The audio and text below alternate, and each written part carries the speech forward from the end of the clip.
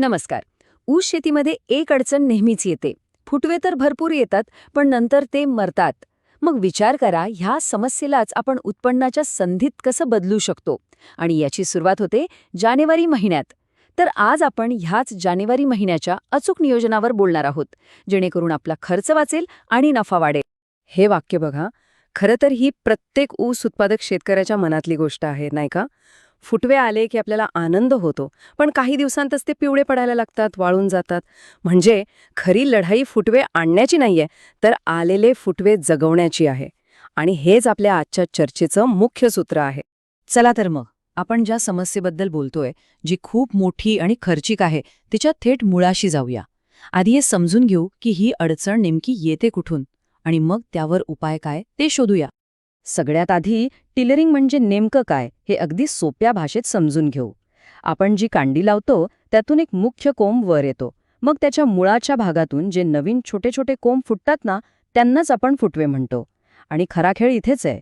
जेवढे जास्त फुटवे जगतील तेवढे जास्त ऊस आपल्याला कापणीला मिळणार. हे उत्पन्नाचं गणित अगदीच सरळ आहे. फुटवे आणि आपला नफा यांचा थेट संबंध आहे, जो बदलता येत नाही. म्हणजे समजा या टप्प्यावर जर आपण फुटवे गमावले, तर पुढे कितीही महागडी खतं दिली किंवा कितीही पाणी दिलं तरी ते नुकसान भरून निघणार नाही, कारण आपल्या इमारतीचा पायाच कच्चा राहून जातो.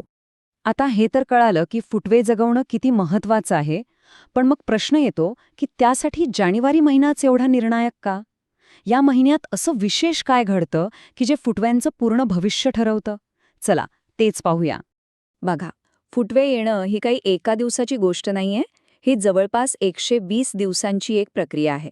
इथे दाखवल्याप्रमाणे यात 5 मुख्य टप्पे आहेत. यातला जो दुसरा आणि तिसरा टप्पा आहे ना, म्हणजे 30 ते 90 दिवसांचा काळ, हा सगळ्यात महत्त्वाचा आहे. कारण याच काळात आपण योग्य उपाययोजना करून फुटव्यांची संख्या आणि आरोग्य नियंत्रित करू शकतो. आणि गंमत म्हणजे महाराष्ट्रातल्या बहुतेक ऊसासाठी हाच महत्त्वाचा काळ बरोबर जानेवारी महिन्यात येतो. इथे एक गोष्ट आवर्जून लक्षात घ्या. सगळ्या प्रकारच्या ऊसाला एकच नियम लागू होत नाही. या टेबलमध्ये अगदी स्पष्ट दिसतंय. आडसाली ऊस जानेवारीत स्थिरीकरण अवस्थेत असतो, तिथे आपल्याला फुटव्यांसाठी काहीही करायचं नाहीये. याउलट पूर्व हंगामी ऊस बरोबर सक्रिय फुटव्यांच्या अवस्थेत असतो आणि आपलं सगळं लक्ष त्यावरच केंद्रित असायला हवं. सुरू ऊसाची तर लागवडच ह्या काळात होते, तर खोडव्याला मात्र खूप नाजूकपणे सांभाळावं लागतं.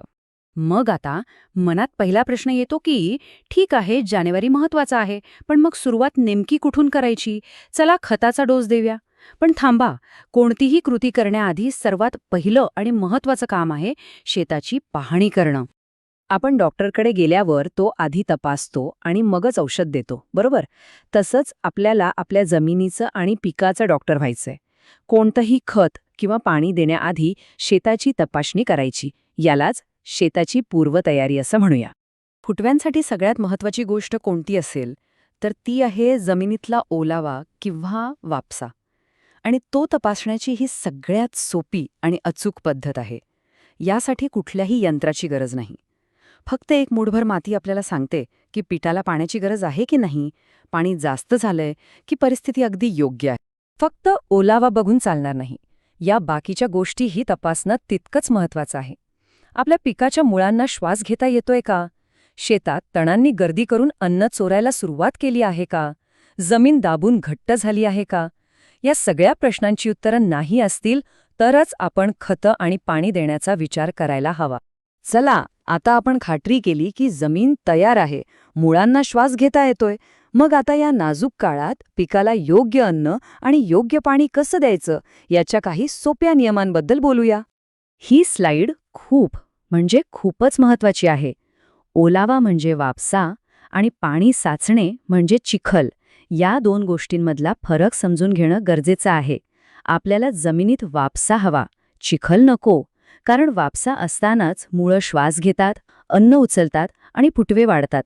पण जर पाणी साचलं तर मुळं गुदमरतात, सडतात आणि आलेले फुटवेही मरून जातात. ही एक ओळ अगदी मनावर कोरून ठेवा.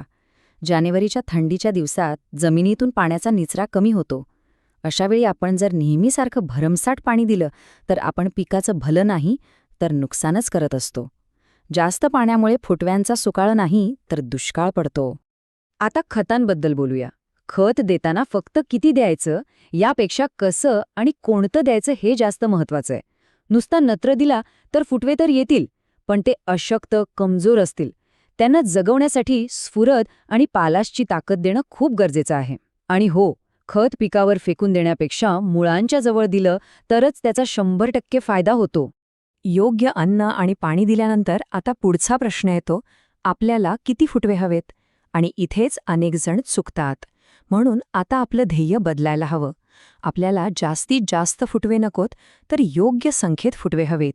हे आकडे आपल्या वहीत लिहून ठेवा. एकरी 30 ते 32,000 किंवा हेक्टरी 70 ते 80,000 ही आपली अंतिम संख्या आहे, आपलं लक्ष्य आहे. जर एवढे मजबूत, वजनदार ऊस आपण कापणीपर्यंत टिकवले तर 100 टनांचं उत्पादन सहज शक्य आहे.